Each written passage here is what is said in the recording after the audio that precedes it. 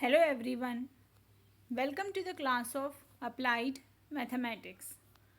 Topic of our today's lecture is examples based on Simpson's 1/3 rule.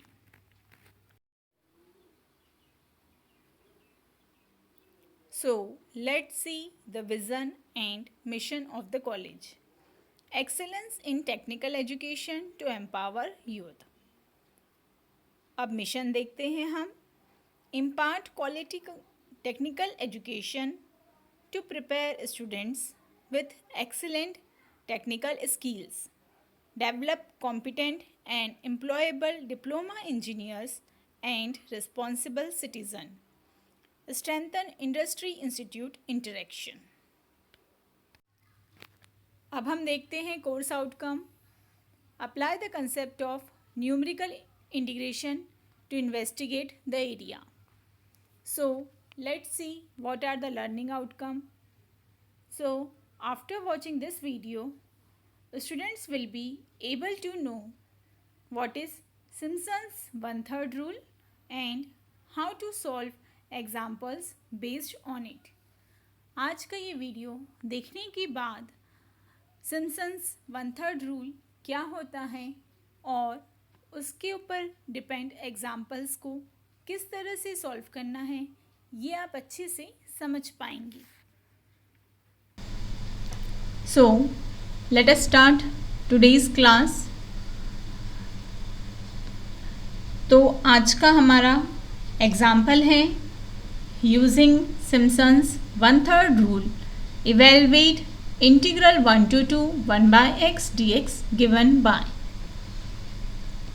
जैसे कि आपको पता है हमने सिम्पसन 1/3 रूल क्या होता है देख चुके हैं हम, और लास्ट वीडियो में भी हमने सिम्पसन्स 1/3 रूल के ऊपर डिपेंड एग्जाम्पल सॉल्व करना सीखा है.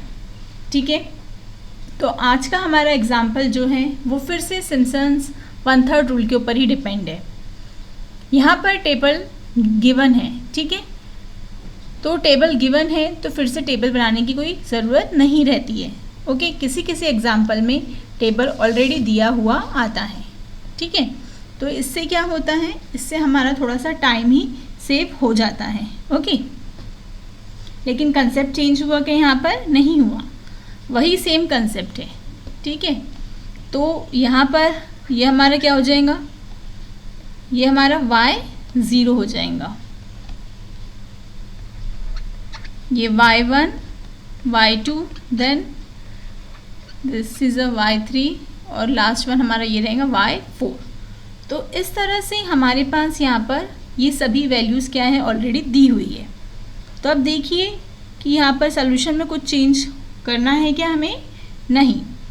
सब में पहली स्टेप जो है हमारी, let i equal to integral 1 to 2 1/x dx, जिसे कि हम लिखते हैं integration a to b f of x dx.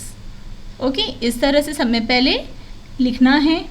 उसके बाद y इक्वल टू जो हमारा फंक्शन है वो क्या दिया हुआ है 1/x, a की वैल्यू है 1, b इसका मतलब कि अपर लिमिट है 2 और n की वैल्यू क्या दी हुई है. अगर नहीं पता है तो किस तरह से हम चेक कर सकते हैं n की वैल्यू.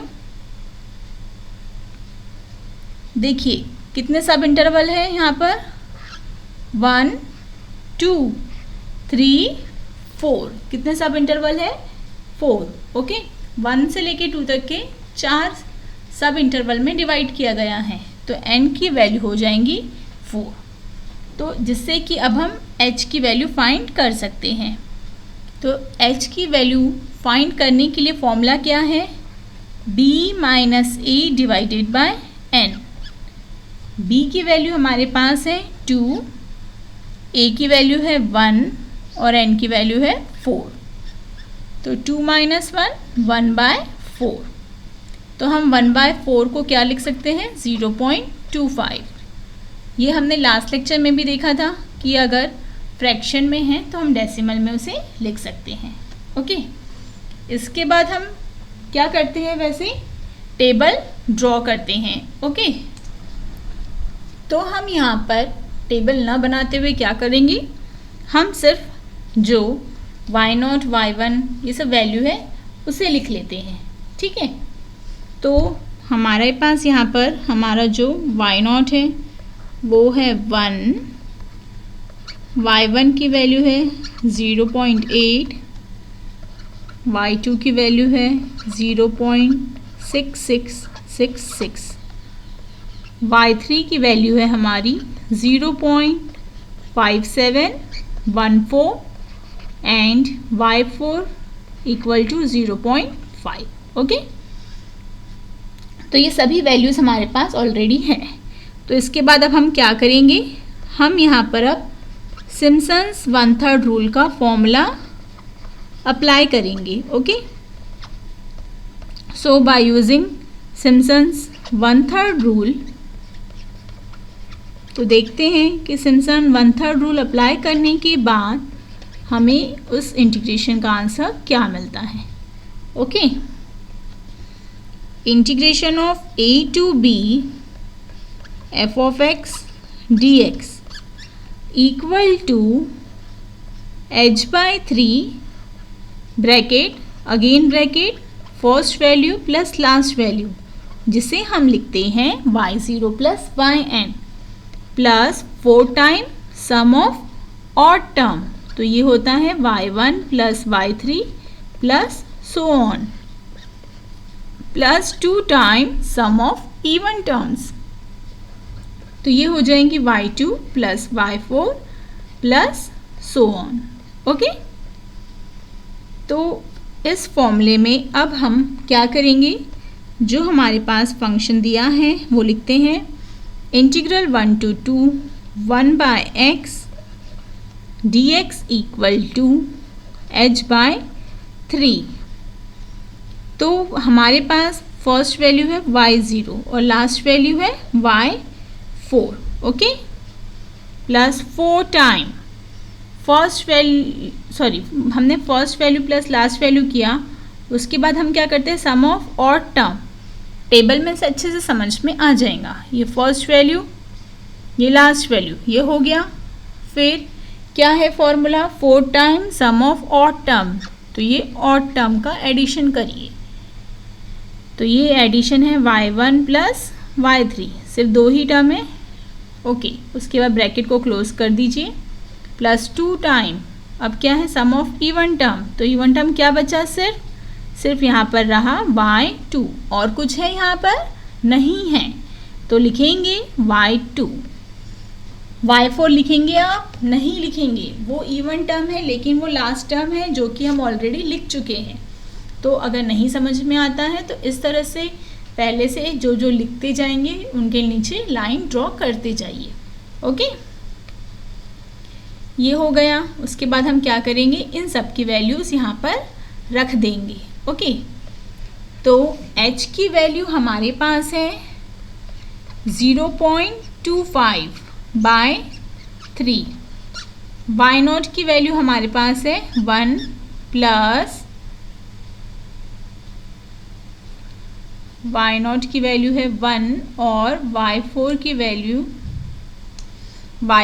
वैल्यू हमारे पास है 0.5 प्लस 4 टाइम y1 की वैल्यू है 0.8 प्लस y3 की वैल्यू है 0.5714 प्लस 2 टाइम y2 की वैल्यू 0.666।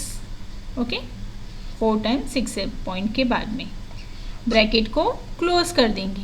ओके, ज़रूरी नहीं है कि स्टेप बाय स्टेप सॉल्व करना है, पूरा टर्म एक साथ में कैलकुलेटर में एंटर करना आता है तो पूरा टर्म एक साथ में एंटर कर दीजिए और फिर डायरेक्टली यहाँ पर क्या लिख देंगे, आंसर।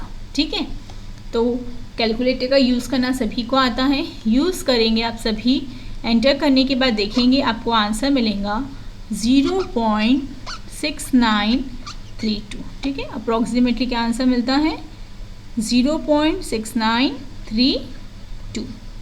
ओके, तो देखिए कोई एग्जाम्पल में टेबल ड्रॉ किया हुआ आता है, तो डायरेक्टली हमें y0 y1 जो वैल्यू रहती है वो मिल जाती है। तो आपको उनको फिर से टेबल बनाने की कोई ज़रूरत नहीं है। अगर यहाँ पर नहीं लिखा तो भी चलता है, ठीक है। डायरेक्टली फॉर्मूला अप्लाई कर दीजिए और टेबल में ही इस तरह से लिख लीजिए और यहाँ से देखते जाइए और फिर वहाँ पर वो सब वैल्यू को एंटर कर दीजिए। ओके, तो ये असाइनमेंट है, इसे आपको सिम्पसन्स 1/3 रूल से सॉल्व करना है। ओके, 3 एग्जाम्पल्स दिए हुए हैं यहाँ पर। ओके, तो इन्हें आप लोग कंप्लीट करिए, जिससे कि आप लोग की प्रैक्टिस हो जाएंगी सिम्पसन्स 1/3 रूल की। तो हमारी आज के टॉपिक के लिए हमारा PO1 और PO7 जो है वो यहाँ पर सेटिस्फाइड होता है। PO1 है हमारा बेसिक डिसिप्लिन नॉलेज और PO7 है लाइफ लॉन्ग लर्निंग। ओके, तो ये 2 POs हमारे आज के टॉपिक के लिए यहाँ पर सेटिस्फाइड होते हैं। Our upcoming topic is examples based on Simpson's 1/3 rule. Thank you.